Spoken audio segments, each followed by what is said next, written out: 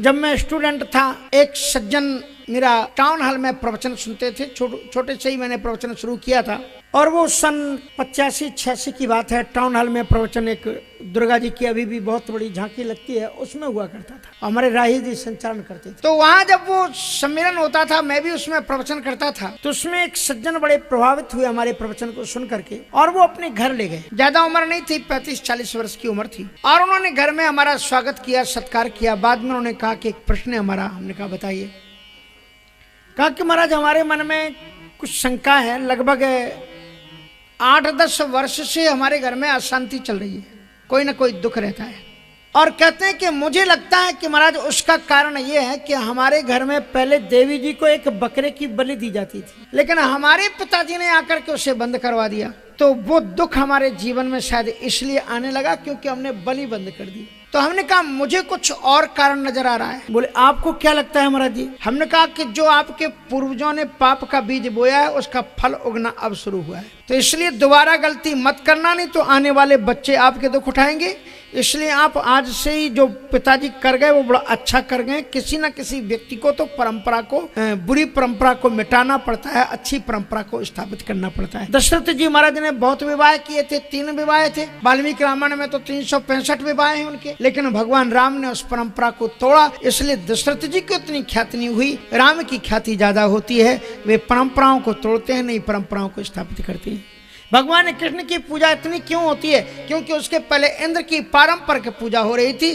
पर भगवान कृष्ण ने कहा हमारे सामने जो प्रकृति के रूप में गिरिराज जी महाराज हैं, वृक्षों के रूप में जो भगवान हमारे यहाँ बैठे हुए हैं, ये जो गाय और बछड़ों के रूप में ईश्वर हमारे सामने दिखाई पड़ रहा है, इनको खिलाओ पिलाओ, इनकी पूजा करो। ये पूजा की परंपरा है। एक नई पद्धति शुभारंभ की आज दुनिया में उनकी मान्यता होती है। संसार में ईश्वर कहकर के उसे ही पुकारा जाता है जो पुरानी बिगड़ी हुई परंपराओं को मिटा दे और नई परंपराओं को, सच्ची परंपराओं को स्थापित कर दे। उसे हम ईश्वर के रूप में पुकारते हैं। इतनी क्षमता करो अपने जीवन में कि आप उनको आगे बढ़ा सको। हमारा धर्म आगे बढ़ा, कैसे बढ़ा? हमारे जगतगुरु शंकराचार्य जी ने तो प्रतिज्ञा ली कि वो समुद्र को पार करेंगे नहीं, और तमाम सन्यासियों ने भी यही शपथ ले ली कि भाई हम समुद्र को पार करेंगे नहीं। भला हो स्वामी विवेकानंद जी महाराज का, जिन्होंने इस परंपरा को तोड़ा और वो समुद्र को पार करके विदेश में गए और शिकागो जैसी धरती पर ऐसी उन्होंने स्पीच दी कि अपनी भारतीय सनातन संस्कृति का झंडा वहां पर रोक दिया। आज उनके बनाए हुए रास्ते पर तमाम साधु सन्यासी जा करके विदेशों में धर्म का प्रचार कर रहे हैं। किसी न किसी को परंपरा तोड़नी पड़ती है। स्वामी विवेकानंद जी का बहुत विरोध हुआ, लेकिन स्वामी विवेकानंद जी अपनी जगह पर टिके रहे, अड़े रहे, डटे रहे। आज दुनिया में उनकी युग प्रवर्तक संत के रूप में पूजा होती है। सबसे पहले तो समुद्र पार किया हमारे हनुमान जी महाराज ने, और लंका में जाकर के सीता जी वहां पर बैठी हुई, जहां राम का भक्त मिले वहीं पर विभीषण को राम की कथा सुनाई। असमय अधम सखा सुन मोहू पर रघुवीर, कीनी कृपा सुमिर गुण भरे विलोचन नीर। ये हनुमान जी महाराज। परंपराओं को तो किसी न किसी को तोड़ना पड़ता है। एक सज्जन ने हमारे लिए भी टिप्पणी में लिखा, क्योंकि जगतगुरु अनंतानंदाचार्य जी का पद लिखा था, महाराज संतों को तो वर्जित है, आप क्यों विदेश जाते हो? अगर नहीं जाए तो आराम कथा कौन करे? तो आइए मैं आपको ये बता रहा था कि कांति का उन्मीलन क्या है। कांति का उन्मीलन है कि धर्म के वास्तविक तथ्यों को जो उजागर करे। वशिष्ठ जी महाराज ने जो धर्म की व्याख्या भरत के सामने की कि पुत्र का परम कर्तव्य होता है कि वो पिता की अंतिम आज्ञा का पालन करे। पुत्र का यह कर्तव्य होता है कि पिता मरने के पहले जो कुछ कह गया है उसका वो पालन करे, वो ही पुत्र है। क्या भरत जी ने माना? भरत जी ने अस्वीकार कर दिया। कहा आप एक रूप में ही क्यों देख रहे हो कि पिताजी ने जो कहा है वो पुत्र को करना चाहिए, लेकिन पुत्र को उस काम करने के पहले यह भी देखना चाहिए कि पिता ने किन परिस्थितियों में कहा, इसका भी मूल्यांकन करना चाहिए। यदि मेरे पिता को मेरे बचनों पर, अपने बचनों पर इतना प्रेम था, वशिष्ठ जी ने उनके सामने एक व्याख्या प्रस्तुत की, एक लाइन बड़ी बेजोड़ रखी वशिष्ठ जी ने।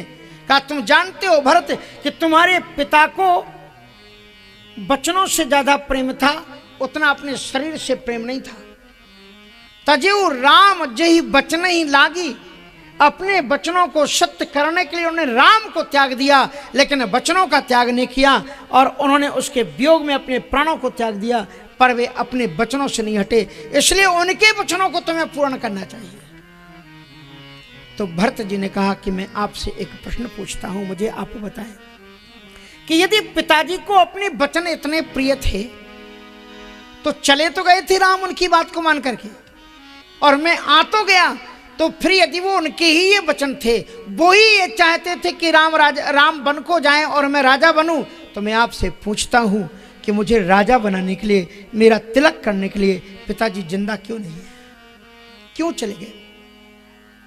गुरुजी, आप जो शब्द कह रहे हो ना, मुझे वो दूसरे रूप में दिखलाई पड़ रहे हैं। मानो कि मेरे पिता ने ये सोचा होगा, जिस अभागे पुत्र के कारण मेरा राम से बिछोए हुआ, मैं उस पुत्र को देखूं, उसके पहले ही उन्होंने अपने प्राणों का परित्याग कर दिया। मैं तो ऐसा अभागा पुत्र हूं कि जिसके करने के कारण मेरे पिता का, यह है धर्म के अंदर में वास्तविक तत्व को उजागर करने की चीज। वशिष्ठ जी ने कहा कि तुम मरोगे तो स्वर्ग में तुम्हारे पिता की आत्मा को सुख मिलेगा कि मेरे वचन का पालन किया। तो भरत जी महाराज कहते हैं कि मुझे तो ये लगता है कि मैं जीते जी तो ऐसा कोई कर्म कर नहीं पाया जिससे मैं पिता को सुख पहुंचा लेता, तो कम से कम गुरुदेव मरने के बाद तो मुझे ऐसा कदम उठाने दो जिससे स्वर्ग में बैठे हुए मेरे पिताजी तसल्ली कर सकें कि मैंने भरत को पैदा किया, ये मेरा बेटा है। इससे कहते हैं कांति। कांति उसका नाम है, मानो कि अंगारे राख के अंदर में दब गए हैं, तो जो उनकी राख को हटा करके पुनः ऊर्जा पैदा कर दे, अग्नि को चैतन्य कर दे, उसी का नाम है कांति। कांति को पैदा कर दे। जैसे माताएं बर्तन जो काली मां चढ़ गई है उसे जब वो मलती हैं तो चमका देती हैं, तो कहते हैं इस बर्तन में कांति आ गई, उसकी चमक को पैदा कर दे। इसलिए उन्होंने धर्म को कसा और एक कांति पैदा की। यह है शांति के संस्थापक श्री राम, कांति के उन्मीलक श्री भरत और क्रांति के संचालक श्री लक्ष्मण। लक्ष्मण जी ने कैसे क्रांति का संचालन किया? लक्ष्मण जी की जो नाम वंदना है, वंदना प्रकरण में जो उनकी चर्चा है, उसमें कहते हैं बंदाओं लक्ष्मण पद जल जाता, शीतल सुभग भगत सुखदाता, रघुपति कीरति विमल पताका और दंड समान भयो जस जाका।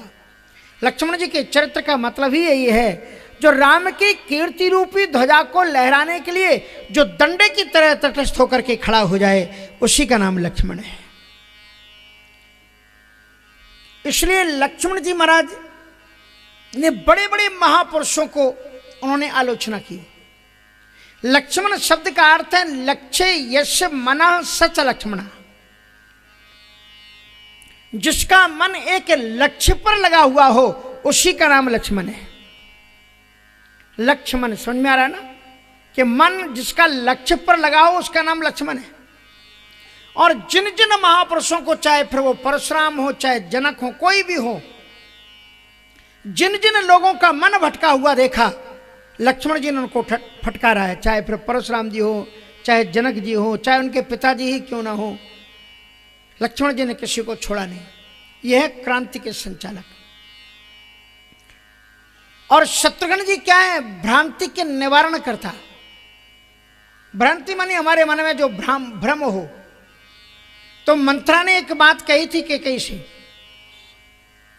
कि मैंने ज्योतिषियों से भाग्य रखवा करके खींच करके देखा है और उन्होंने बताया कि भरत अवश्य राजा बनेंगे, और यदि मैं ये बात झूठ कहती हूं तो विधि दई है मोहे सजाई, तो विधाता मुझे सजा देगा।